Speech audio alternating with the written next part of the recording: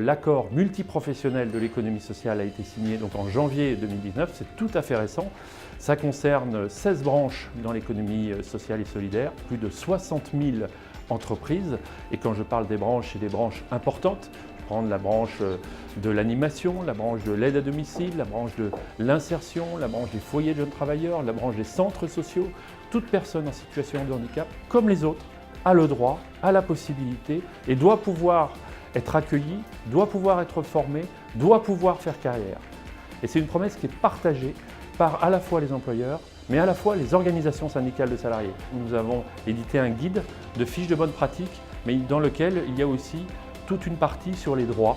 Et l'accès aux droits, l'accès à l'information, c'est aussi quelque chose d'important pour que chacun se sente responsable, à la fois du côté des salariés, mais à la fois aussi au niveau des organisations. Le deuxième point, c'est de faire prendre conscience à l'ensemble de l'écosystème et des entreprises mutualistes, coopératives, associatives qui constituent le terreau de l'économie sociale et solidaire, de l'importance d'accueillir les personnes en situation de handicap. Et donc c'est de modifier les comportements. Il faut développer des partenariats avec les rectorats, avec l'éducation nationale, avec les CFA spécialisés, pour faire que les personnes qui veulent intégrer l'emploi dans l'économie sociale puissent déjà avoir l'information. Et ensuite, en situation de travail, de voir comment aussi on peut organiser différemment la vie de l'entreprise.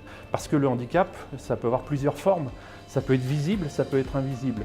Et donc il faut être en capacité de voir qu'est-ce qu'il faut adapter dans le poste pour permettre la bonne intégration. Dans toute une série de nos branches professionnelles, nous avons un certain nombre d'acteurs qui, par nature, s'occupent des personnes en situation de handicap.